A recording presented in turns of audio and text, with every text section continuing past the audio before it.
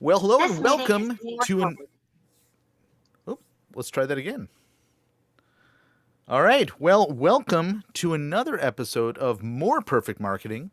My name is David Baer, and today we're going to dig into a really interesting industry. It's an industry built entirely around pets, pet care, pet products, and everything pets. My guest today is Philip Hill. He is the owner of Purebred Marketing, and as the name suggests, he is a dog lover. Philip, welcome. Thank you. Thank you for having me. So I'm sitting here looking at your website. I'm looking at your happy family photo. You want to share with our listeners who's in that photo? So Gin and Juice were my first two dogs and children.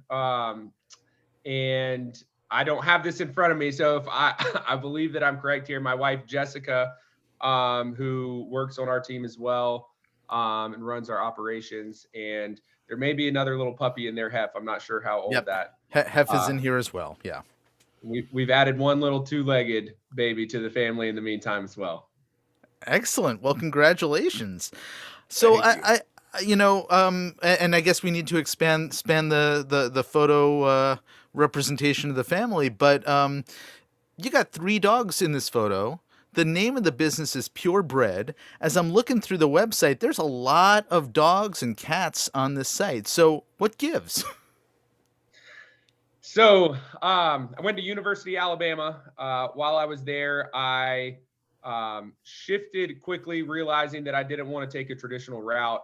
Ended up meeting with the dean and telling him, I have some ideas. I think that, if I could put something together, a major on entrepreneurship, which they didn't offer, I think that would be better suited for me. And so we sat down and created a course curriculum for me based on what would turn out to be, have me fit for entrepreneurship. And by the time I left, and so one of the projects for that was coming up with my own business. I obviously have always been a big animal lover, big dog lover. And so I just happened to, this is completely random, not something I was looking for. I happened to cross looking for a dog, just trying to adopt a puppy, and happened across a website where there was a guy that I knew, that his dad had coached me in football growing up, and he had these big, beautiful pit bulls on his website. And the stud fee for the puppy's father was more than the puppy's cost. And I'd saved up a little money from, here and there, and bought my first dog. Had no idea what I got. I had no idea the quality. I just knew that I fell in love with this little puppy and started doing a bunch of research and realized that I had bought one of the nicest dogs in the world, like coming from literally the nicest blood in the world. And so I decided, and just fell in love with the breed. And so I ended up getting him a little girlfriend. And long story short, before I knew it, I built a number of businesses around my dogs. In the beginning, most of them were, there was no social then. There was Facebook, but there wasn't even like Facebook business pages. And so everything was driven from, we realized we have these great products. We realized people will spend a lot of money on their pets, kind of like, children, weddings, funerals, and pets. It's where people kind of spend aimlessly. And so, we grew mostly from the search engines, I taught myself how to run Google AdWords campaign, then taught myself SEO, realizing over time I could make, a much higher ROI with SEO. And then as social started evolving, we started building these huge followings on social. I tell people, when you are at the top, when you rank at the top of Google, the only people that knows that are the people that are searching for those terms. Your friends and family and other people, they have no idea. When you start building six-figure followings on social, it starts catching people's attention. And so from our, kind of number of smaller, most of them were e-commerce stores related to pets and specific breeds. We started having people reaching out like, what are you doing? I have a business that I post on our Instagram every single day. I have 500 followers. I can't figure it out. How do you have 100,000 followers? And then seeing new accounts coming up, kind of doing the same thing. And so it turned into just helping people for free. until I realized like I'm working a part-time job helping people. And so from there, it turned into consulting, mostly around the search engines and social. And then about 4.5 years ago, we decided we have teams built out. We have these areas of expertise, and we have a lot of people coming to us just passively without doing any sort of lead gen for ourselves or marketing ourselves at all. And decided to build out a true agency model around kind of all of our areas of expertise from a service standpoint, but also with a real focus in the pet space. Wow. I love the fact that you were in the trenches doing this, figuring this out for yourself, and then and this is not unique. I have seen other practitioners in different industries who, because the period that you're talking about in the early 2000s, right, is a period where suddenly we had, as business owners ourselves, access to do marketing at a much more advanced level than we ever had before. And so a lot of us rolled our sleeves up and just figured it out, right? That's right. And those of us who did it and then started having people, as you did, reaching out and saying, how are you doing that, right? Some of us then turned that into a business in itself. And it's a great story, because you not only are a service provider for other businesses, but you've been there. You've been in their shoes. You know the challenges. You know probably what they've been through in terms of all the trial and error and frustration, I'm assuming, as Yeah, well.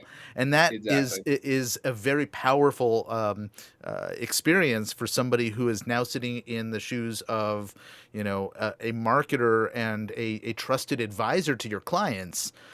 So kudos to you. And so let's talk a little bit about what that has turned into since the past 4+ years. You're now serving clients in this space.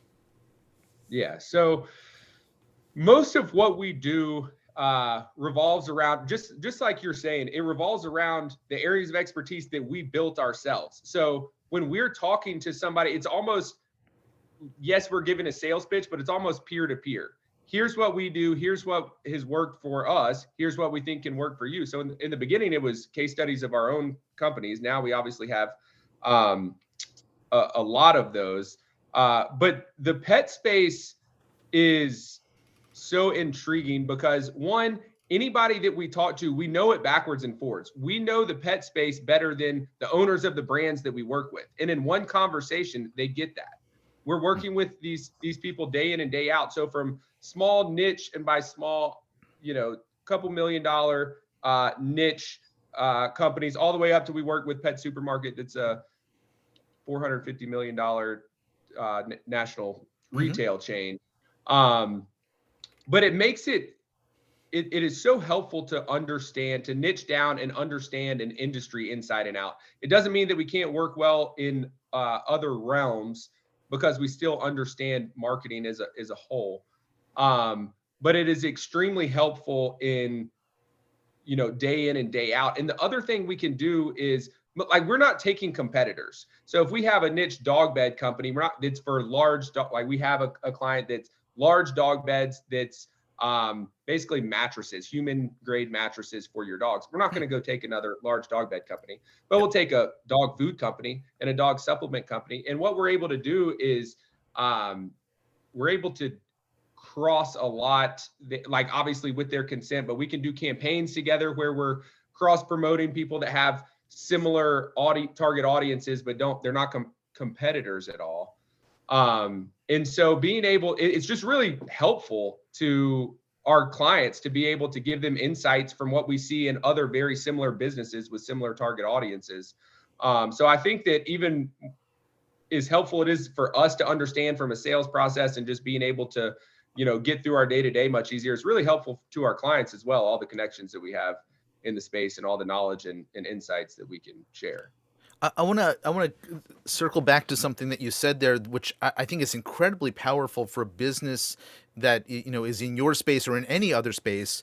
Understanding the value that you bring as the service provider with a huge amount of experience in this one specific vertical, right? So if a pet company comes to you rather than going to, any Main Street marketing professional or marketing agency. You have this added experience, intel, and data that Exactly. others don't, that is incredibly powerful to leverage. And that's a huge selling point. If people didn't pick up on that, I really wanted to make sure to point that out, because particularly these days when we are, data has always been a critically important piece of marketing, even before marketing existed online. But now that we have the power to access and manage around data these days, I imagine you have, some pretty powerful capabilities. So I bring this up because what I want to know is, without giving away secret sauce or inside information in your campaigns, what can the access to the type of data that you have from running different campaigns for clients give you the ability to do on behalf of a client? Yeah. So all of the decisions we make following what we want to set up to test is they're all data driven. Um, there's, depending on what we're looking at, there's going to be different data for different things. But a lot of our clients, with the same target audience, even looking at data from different tests that we've run around different types of messaging, around different types of targeting. For instance, if we're running ads for any sort of dog specific company, and we're, instead of just targeting dog owners, we can target mastiff owners with pictures of mastiffs, pit bull owners with pictures of pit bulls. We see which sort of audience, and it's not just breed specific. There's all kinds of different avenues that we can go down, but we can see which of those convert best. Which type of ads were we running for client A that converted best, that we can run those same sort of tests. That we're you're still going to have to test everything that you do, but you're just further down that path because you've already weeded out a lot of things in years past working with other clients. And so taking those, typically it takes a lot of time to test, collect data, and optimize as you're going, where we can cut those cycles down so much shorter because we've done so much testing in this arena already, that it makes it really helpful and speeds up that process. Another thing that we do that's really helpful is, so we have an affiliate marketing program where we basically just go out and build out commission only sales forces for our clients. And so if we get a client that's in a random a home decor client, we can do a good job for them. But we're starting from, and we have clients, in a lot outside of the pet space, that we do a great job for them, but we have to start from scratch. Mm-hmm. Where we have pet clients that might have 5,000 people that are promoting, or sorry, 500 people that are promoting their brand, that when we get a new pet client, we just go tap into this existing audience that we already have. We already have these publishers, bloggers, review sites, things like that, that with one email, a new pet client comes in and we have all of this data showing who drives the most sales, what sort of content are they using that's driving these sales, how are we increasing average order values for these pet clients, and how are they promoting that on their sites. And so like we can basically just drop them in our system. And there's a few different areas that we could do that, like health and wellness is another one that we do a lot in for that service offering. But the pet space, we just can dominate and really, really quickly based on just the sheer amount of data that we have. I love that. This is, you bring up something that is very uncommon in the agency space. This affiliate channel. So I'm going to sort of step back for a moment and describe. There are lots of different ways to get people to become aware of or engage with your business, right? You were talking about search versus social media versus some other, so those are the channels that we often think about.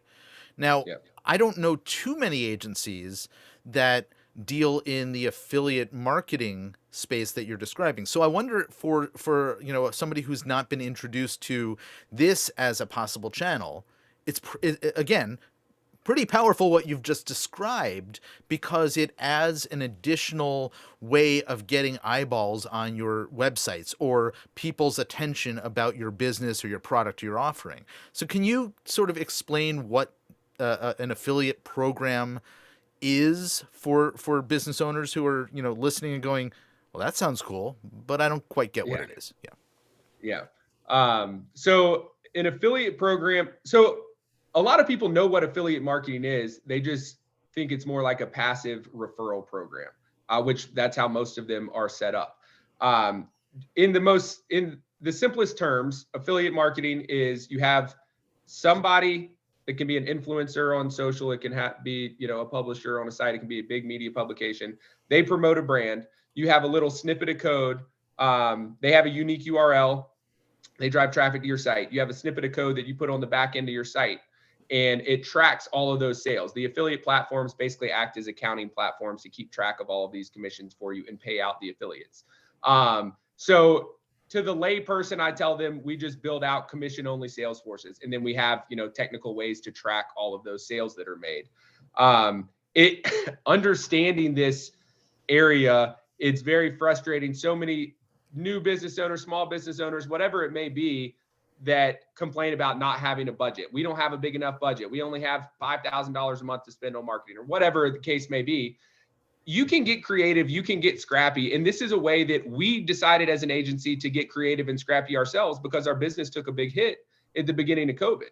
And so we knew people didn't want to spend a lot of money right then. So if we just gave them a smaller fee and then just took commission on top of that, it was really attractive. And so we just decided, let's just test this out and see how it works. And we hired somebody that's she's been doing this for about a decade to come build out this department for us. And the results were just phenomenal. I mean, we have some clients that we brought in that are doing, $100,000 a month when we bring them in total sales, and they're doing $130,000 a month in affiliate sales a month now. And it's about just finding those right affiliates. And then a lot in the beginning, it's just recruiting. We're going to go out and we're going to find everybody we can that wants to promote your product. And then from there, it's just data analysis and optimization. Who's performing the best? What are the offers that they're giving? What sort of coupon codes are they using? Some of them don't use any at all. And, how are they driving that traffic, and what's converting the best? And what we find is, and as a marketer, you will appreciate this. A good conversion rate on an e-commerce site, 3% is kind of the baseline where we want to be. A lot of our affiliate traffic converts at like 8, 10, 12, sometimes 15%, just due to the nature of the traffic. Because it's traffic coming from, so if somebody goes, and we'll use the dog bed example again, and searches best dog beds for big dogs, and the first page of Google is review sites, and they see that brand on 3 different review sites that leaves this great review. And, by the time they get to that site, they're already have trust with the brand. They've seen all the, kind of highlights of why they should buy from this brand. So the traffic just converts insanely well too. And the great thing about something like affiliate, so I explain this to people because everybody understands how Amazon works. So I give this as a correlation. Amazon is great because they provide all of this traffic for you. So you put your products on Amazon, Amazon brings the traffic for you, and then you give Amazon a cut on the back end. There's some fees up front too, but for the most part, you're paying them a cut on the back end. But you don't own any of that data. So you can't remarket to those customers the same way you can when purchases take place on your site. So what we're doing is we're providing that traffic like Amazon is through all of these third parties, but it's going to convert way better because you have their dedicated, undivided attention as opposed to being in a marketplace like Amazon. And then when that purchase is made, those affiliates only get paid on that first sale. So if you have something that has, if your LTV is much higher than your AOV, you should be absolutely hammering affiliate marketing. So like we have again, for lay people, LTV and AOV, lifetime value of a customer versus average order value. Okay. So for instance, we have a dog superfood company. If somebody buys that one time, they're going to buy it again and again and again. And so they're only paying that percentage out on that first sale, and then they own that customer data to remarket to them extremely inexpensively to continue to upsell them down the line. This is probably the first time that I've encountered an agency owner who not only speaks the language of affiliate marketing, but has figured out that it offers clients a way to do marketing at a much lower upfront cost, right? and sells that, Exactly. which is beautiful because you've solved one of the biggest challenges, either in an economically challenging time or just a business that doesn't have the budget dedicated yet to marketing, right? To be able Yeah. to provide a service, and that's brilliant on your part, and so congratulations on that as well. You, Thank you. you you you mentioned something a few minutes ago about the fact that you're not just working with pet focused businesses, and so this is a lesson that you and I chatted about before we started recording, but that I deal with all the time, and I imagine you do too when it comes to some clients, which is that as marketers, it is a lot easier for us to get people to, look up, pay attention, raise their hand when they know that the thing that is being offered or the business that's being presented in front of them is clearly for them. And we call this, narrowing your focus, niching down, something like that. You've done that by focusing on pet related businesses. In fact, you rebranded your agency name around, pet focused businesses, but you serve other industries. How did that come about? So really initially this was an accidental agency from the beginning, right? We had people coming to us asking for help. And so we just started helping. And that was not pet specific at all. Our businesses that they saw us doing well and having success in were pet focused. But most all of those initial businesses that came to us were not.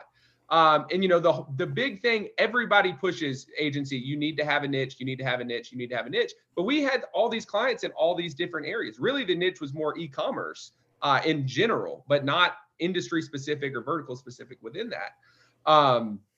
So I was scared to niche down. We had too many clients at this point in these different areas. And what I've realized is as we started niching more towards e-commerce, it was just way easier to close these deals. And then as pet clients came in, I'm not sitting in my office right now, but behind me in my office, I have a shrine of my dogs, all these like paintings, and on our website, they see dogs on it. All of our ads, we have the same face. It's half of one of my big beautiful pit bulls faces. Nobody sees that. When they click that, like, it is very memorable. Mm-hmm. And so if we talk to a pet client, they have all these touch points that they are, they just feel nurtured along the way and feel like, we understand their business. And then in one conversation, and it's not just me, like other salespeople, if they talk to them, we're all dealing with all these pet clients that they realize these aren't just pictures I've seen of these dogs. This is what these people do. They know this backwards and forwards. And like I mentioned before, in most cases, we know the industry better than they do. And they love that. It's not like we're talking down to them saying we know more than you. They'll know their insides of their own business better. But as a whole, we know the industry inside and out. If we talk to a pet brand, as long as we qualify them, we are probably going to close that deal. Because we don't position ourselves as an option. We position ourselves as the option for that niche. And I think it makes all the difference in the world. And I don't feel that it makes it any harder to pitch people outside or to bring clients in outside of the pet space, because we have a ton of clients outside of the pet space too. And I don't think it makes it harder to close them, but really nailing that niche makes it so easy to close those deals that are coming in within that space. There's a marketer and business industry consultant named Jay Abraham that I hope some of our listeners are aware of. If you're not, go look him up. One of his most famous elements of what he teaches is something he calls the strategy of preeminence. And what you've just described there, with probably a couple of additional things layered on that would maybe come across as braggadocious if you mention them. So we'll just leave them out. But is that strategy of preeminence is about you having absolutely no competitors out there. Now, I'm sure that there are other agencies that specialize in pet, industry businesses, but you bring something unique to the table that they don't, and whatever that might be, we could explore that. But that's a great position for pretty much any business to be in. And the fact that you've been able to, identify that and play it up to the point that, somebody is pre-sold based on, well, you said as long as they're qualified, right? So can they pay you? Do they deliver the goods in whatever it is that they're selling? Is it a reputable product or service, etc. And whatever else qualifies somebody, but that it's a clear connection. And having a business like yours where you're in a position to have somebody go do some research and go, well, as long as I like the guy, it's a perfect fit, we're going to go ahead with it, right? That's Yeah. a great position to be in. Yeah, that's right. I think the other thing that adds to it is it's stuff like we truly care about these companies because we care about our dogs. Until we moved to our new office building because we basically were forced to because our old one got shut down during COVID. Like we had dogs in the office every day. It was we met every single person in our office building because everybody knew that we were the people with the dogs. It got kind of tiresome after a while when people were having rough days. They came down to our offices to get some puppy love, which emotional support, right? Yeah, exactly, which was great. We actually got a fair amount of business from it too, of people coming that we met just from the dogs. But really caring about your client, you should care about your clients regardless of if you care about the product or if it relates to you or not. But there's a whole nother kind of human personal element that's added when our whole team has dogs and loves them, the pets in general, to be able to really add that extra kind of personal touch with the clients we work with. Yeah. Wow. I love that. I love what I've seen so far on your website. I have more to explore. But I imagine that I'm not the only one who wants to be checking out the website and learning a little bit more about what you do. So for our listeners who are interested, where can they go and find out more about you? Yeah. Purebredmarketing.com is our website. You can get all the information of what we have to offer and also see some of those pretty dogs on there.